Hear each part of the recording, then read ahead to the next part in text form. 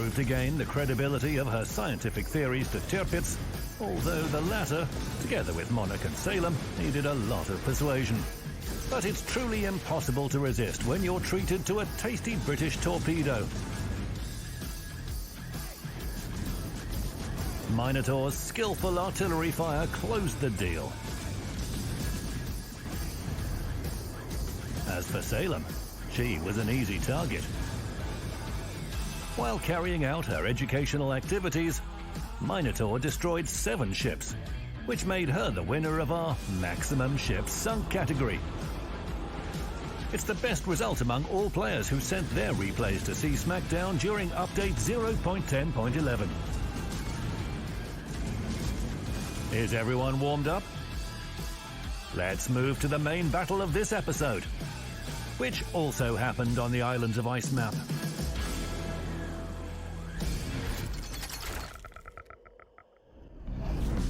What's the most important thing about any game? Enjoying the process, of course. Otherwise, why play at all? For this reason, when asked where to go at the beginning of a battle, serious players like WWG 2019 always answer, head to where the heat is likely to begin as quickly as possible. So they sailed to the closest flank. You should choose a target that presents the biggest threat but is also easier to penetrate. Minotaur on Minotaur. Sounds about right. However, as soon as our hero was spotted, they fell under crossfire. Of course, everyone hurried to hide in smokes, but it didn't protect them from AP shells. First blood. There's still time to shoot from smokes, but an enemy Shimakaze sinks our gearing and Des Moines. What a combo. It's boring in smokes. Time to get out. All of a sudden, well met. Shimakaze realized she was doomed, but set the smokescreen nevertheless. Our hero managed to both evade the submarine's torpedoes and sink the destroyer. But success came at a price. Half of her HP pool. It would seem like it's a good time to slow down and bandage those wounds with Repair Party. But the enemy has other things in mind. An intact Gauden Liu jumps out from behind an island. Our Minotaur discharges both torpedo launchers, but the Dutch ship catches only one torpedo.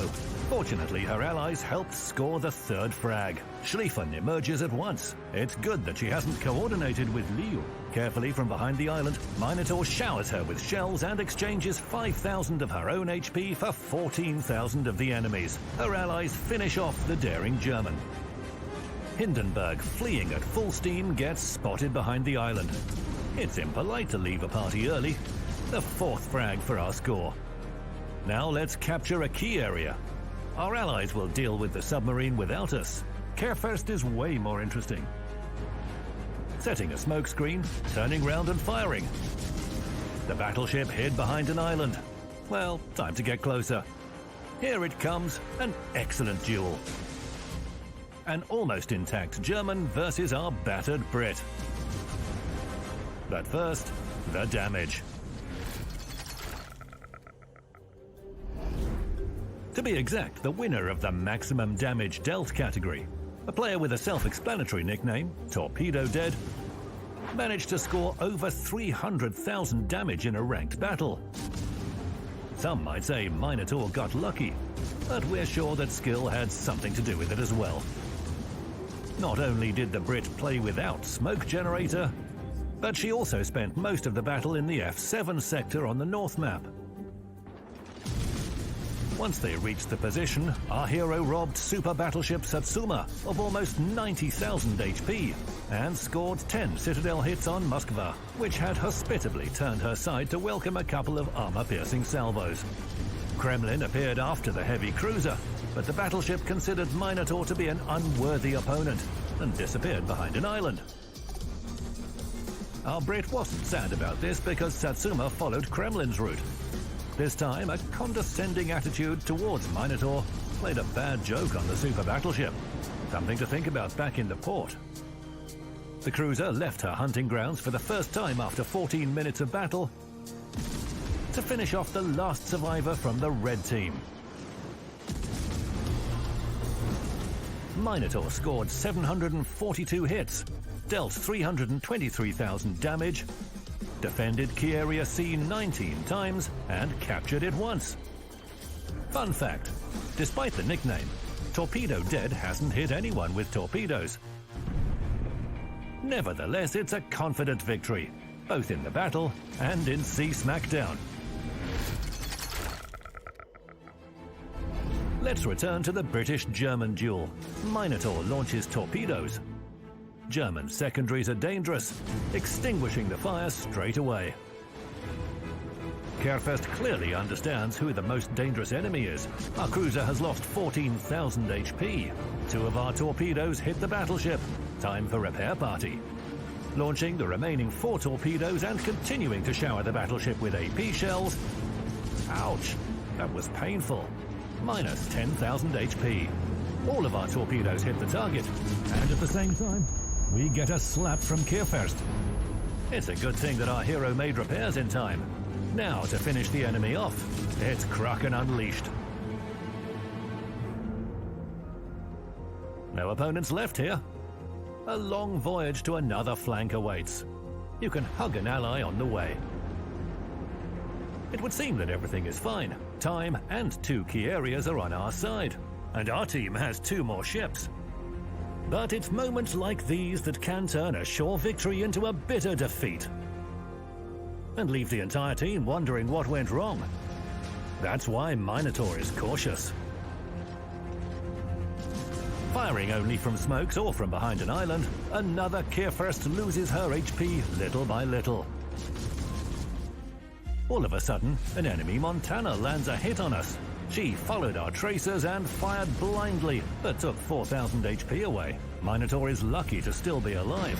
Meanwhile, Allied Yu Yang sank Kerfest and seriously damaged Stalingrad, which was then finished off by our teammates. On the downside, our Yamato sinks. Moreover, Thunderer destroys our Petropavlovsk. Caution is now more important than ever. Firing a little at Thunderer and hiding behind an island. The enemy Montana suddenly launches fighters. Our hero is spotted. Thunderer fires and...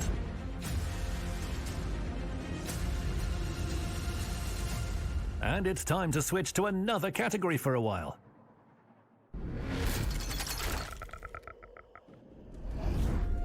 Here we have 2 battles at once. In the first one, our player, nicknamed Ava Lord, together with 2 allies, took care of enemy Stalingrad and Z-52 on their flank.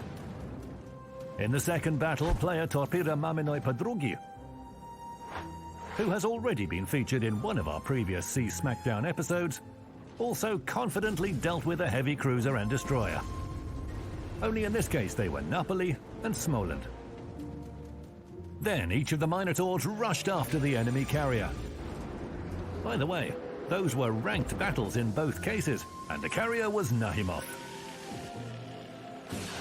To do the latter justice, they fought back valiantly, but that wasn't enough to overcome the British anti-aircraft defenses. The first Minotaur managed to reach an unbelievable number of 82 aircraft shot down before the carrier sank. However, the second cruiser showed an even more astonishing result: 99 destroyed aircraft.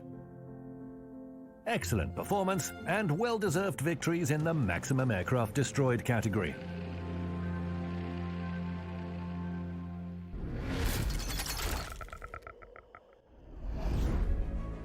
Let's get back down to the Islands of Ice map. To the battle that was almost over for our hero. Fortunately, they still have 3,500 HP left. The last repair party is activated, carefully withdrawing and firing at the retreating Montana from behind an island. Setting a smokescreen and focusing on Thunderer. The enemy tries to pinpoint us by our tracers, but without luck, and our hero confidently destroys the battleship. As for Montana, she became the 7th frag, the final and completely deserved trophy. 3,700 base XP, 328,000 damage dealt, 7 ships sunk, and a heap of medals earned.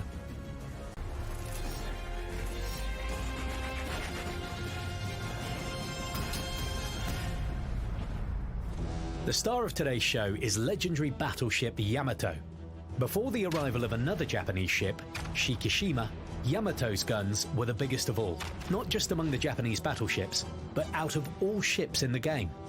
Judge for yourself. The caliber of her guns is 460mm, and Yamato has 9 of them. The maximum damage of an AP shell is 14,800, an HE shell 7,300. In total, one armour-piercing broadside salvo can deal 133,200 damage. One high-explosive salvo, 65,700 damage.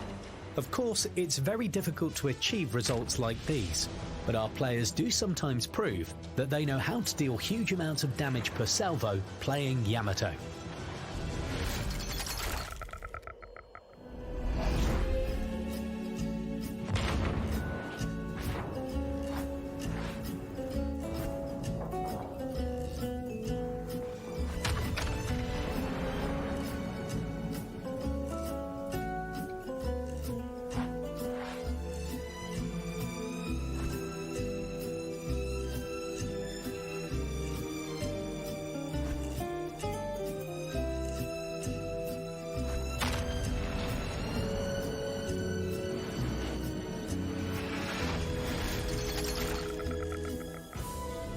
An important advantage of large caliber guns is their ability to penetrate armour up to 32mm thick, according to the 14.3 calibers rule. In other words, when you face Yamato, Musashi or Shikishima, don't be surprised if they penetrate your ship's bow and deal damage to your citadel. The next feature of the Japanese battleship's guns is their firing range. Without upgrades, Yamato can fire over a distance of up to 26.6 kilometers. With the second modification of gunfire control system, up to 30.9 kilometers. Moreover, if you equip the spotting aircraft consumable, the Japanese battleship's range of fire will temporarily grow to a record-breaking 37.1 kilometers. Impressive, right? We decided to test the effectiveness of Yamato's incredible firing range in random battles.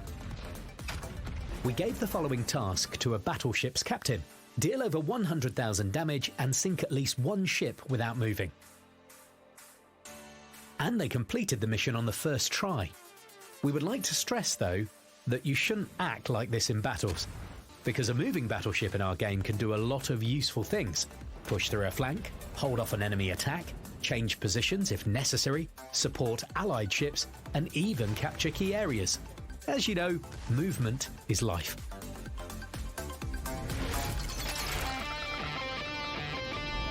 That's how Yamato's guns are. Those who make friends with this power will score hundreds of thousands of damage and win countless battles.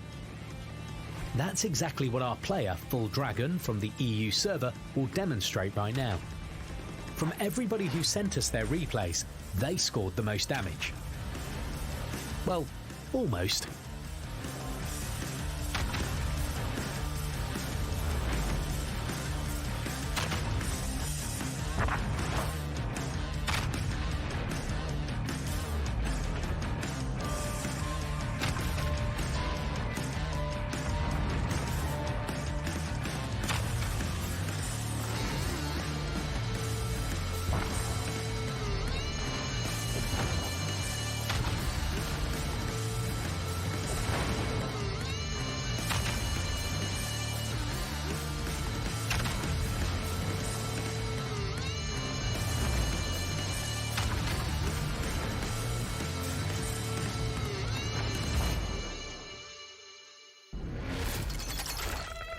A few words about the reload of Yamato's guns.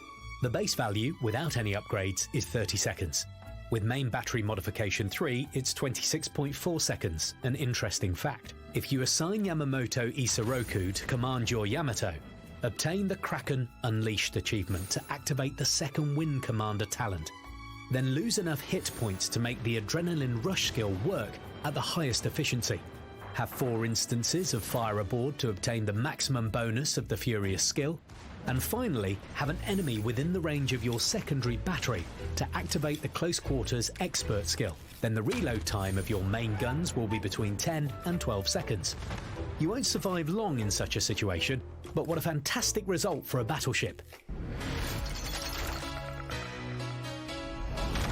However, even without extreme reloading times, player Kadis Raija from the CIS region was able to sink 8 enemies playing Yamato and earn almost 3,500 base XP. By the way, this player caused the most damage out of all the participants of our show.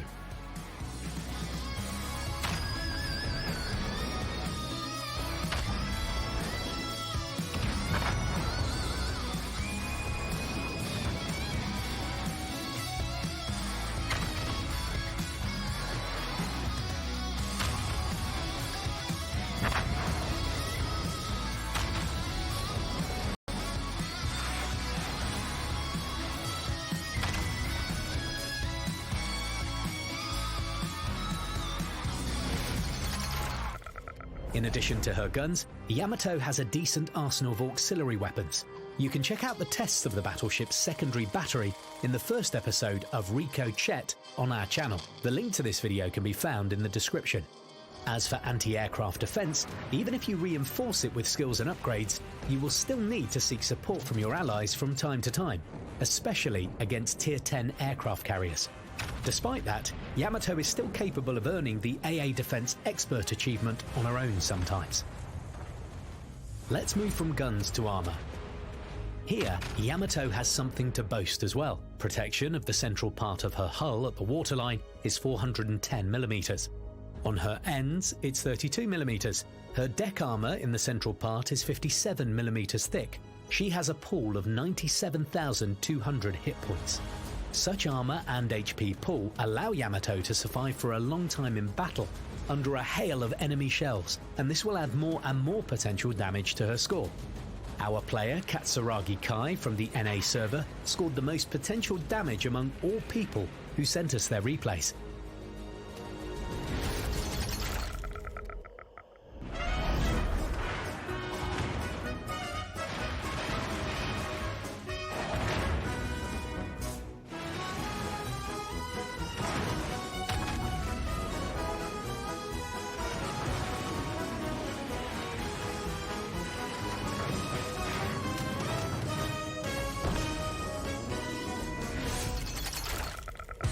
Yamato has decent protection, but this is not a reason to expose her sides, especially at 90-degree angles. By the way, the Japanese battleship has one vulnerability. If a large caliber enemy shell hits the area between the second and first barbets of her bow turrets, there is a high probability that it will penetrate the citadel. Yes, you heard it right. Yamato can not only deal impressive damage to enemies, she can also lose the bulk of her own HP in quite a dramatic manner.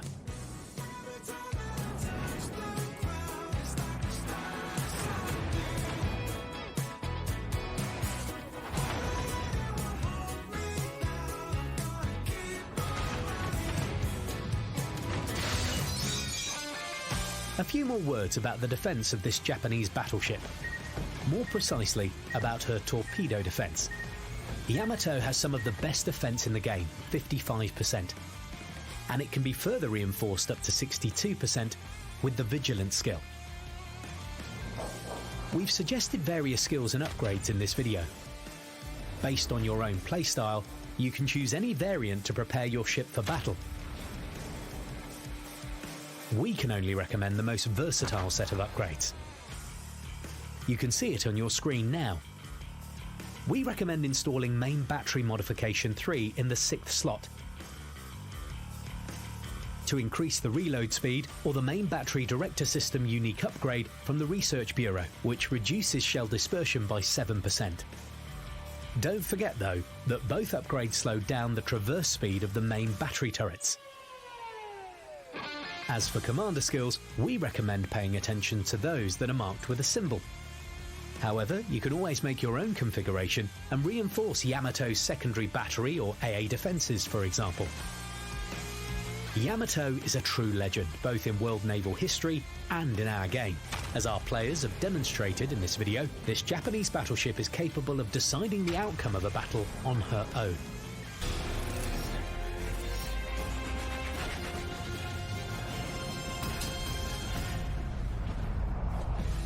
Before we get to the main battle of today's episode, we need to warm up. To help us with that, we present a player with nickname Torpida Maminoi Padrugi, who has won the maximum damage nomination.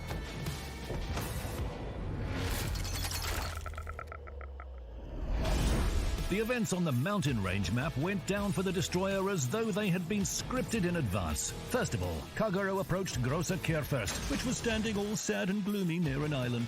8 torpedoes definitely brought some joy to the battleship. I'm pretty sure that the German ship will head to another battle in a better mood. Then our destroyer captain trapped a maneuvering Thunderer with some torpedoes, and in a conclusion to their solo part, Kagero treated their compatriot Yamato to a mix of torpedoes and high explosive shells. It was humble and tasteful. 214,000 damage inflicted. It's the best result out of all those who have sent us their replays for the Sea Smackdown show in update 0.10.10.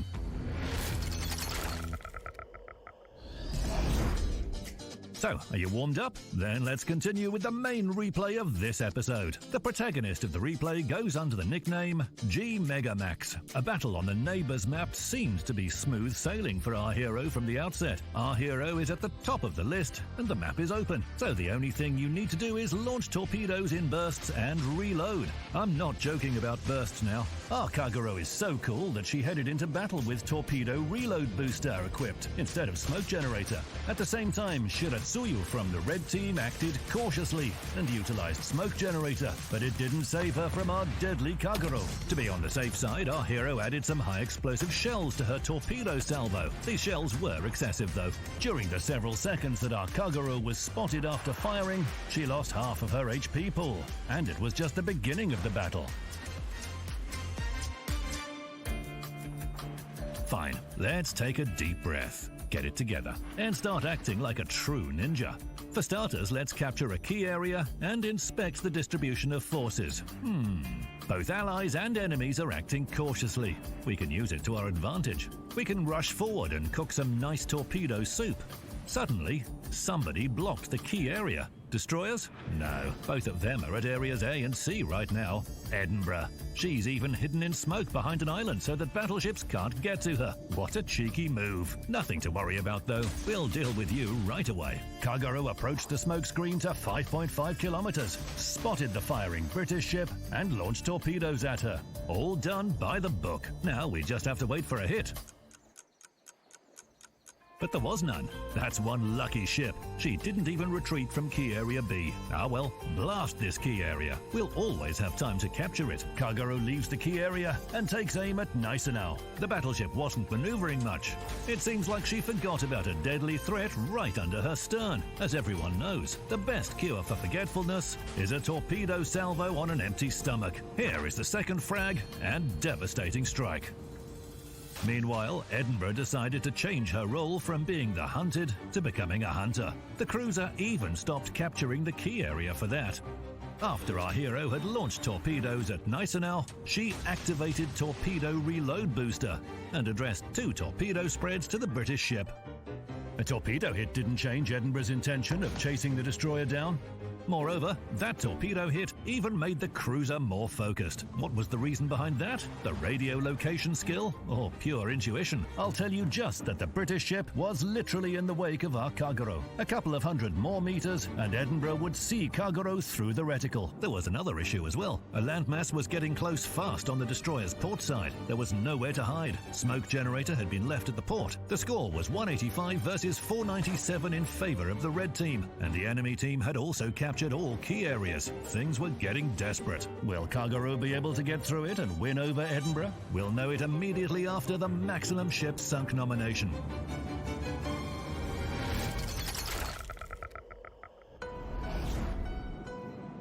In this nomination, a player nicknamed Alex Sell demonstrates their skills in effectively scrapping enemy ships.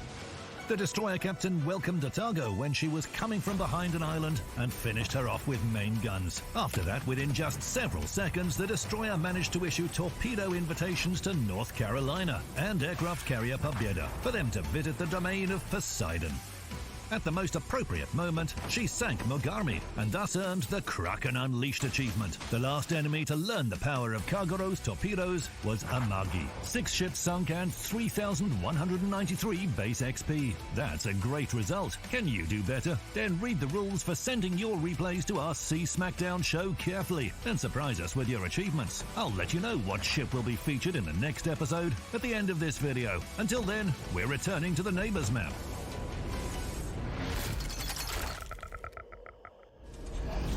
A desperate torpedo salvo launched at the cruiser. The destroyer is spotted. Edinburgh turns her side for a full broadside, and this is her fatal mistake. 2 Japanese torpedoes didn't approve of the British ship's desire to get rid of her enemy as fast as possible. The 3rd ship sunk in that battle. The teams now have the same number of ships, but we can't say the same about the score.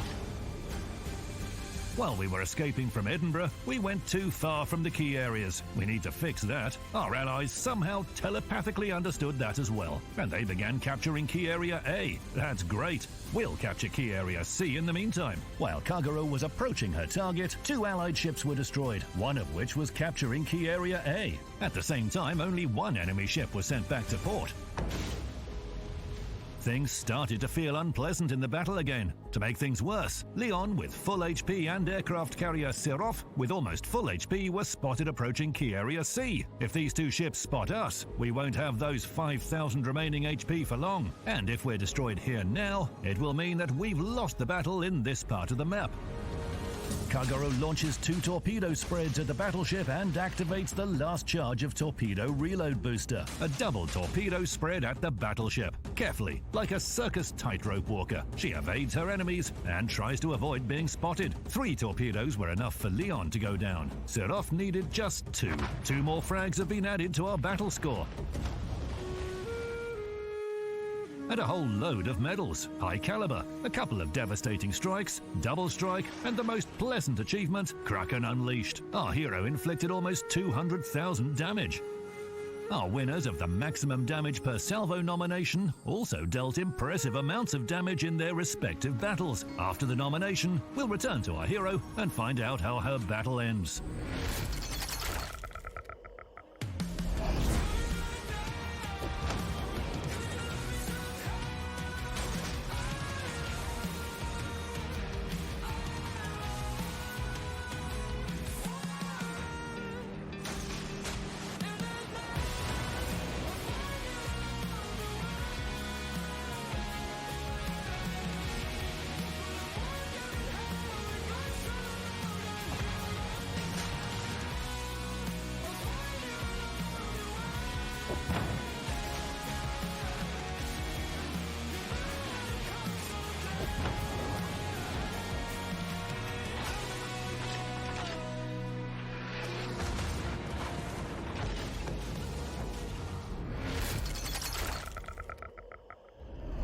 York managed to calm down Kagero's euphoria from all these earned awards with her shells, so our hero was left with a bit more than 4,000 HP. Key Area C has been captured, and an allied aircraft carrier sinks the last enemy battleship. Kagero set out in the direction of Key Area B, where Z-23 was spotted at that exact moment. The German ship is in direct line of sight. Here's a chance. Firing main guns, Z-23 hid behind an island. Is she going to get away? Kagero launched torpedoes to be on the safe side, and almost got stuck against an island. She completely lost speed.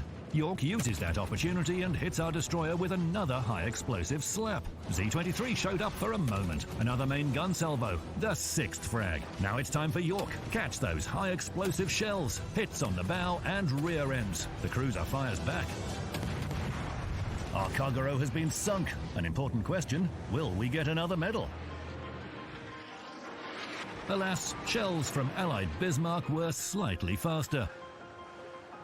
We didn't get the "it's just a flesh wound" achievement. Even without that extra reward, G Megamax vividly showed us that Kagero is able to decide the outcome of a battle on her own. The player received more than 3,000 base XP, inflicted almost 200,000 damage, and sank half the enemy. Once upon a time, there lived a Minotaur in a labyrinth of islands, and all sorts of people would come to try and defeat it. I'm kidding, my friend. We're not here to tell fairy tales. Our show is different. We have seas of fire, waterfalls of shells, squalls of torpedoes, and the most intense naval action there is. It's Sea Smackdown time.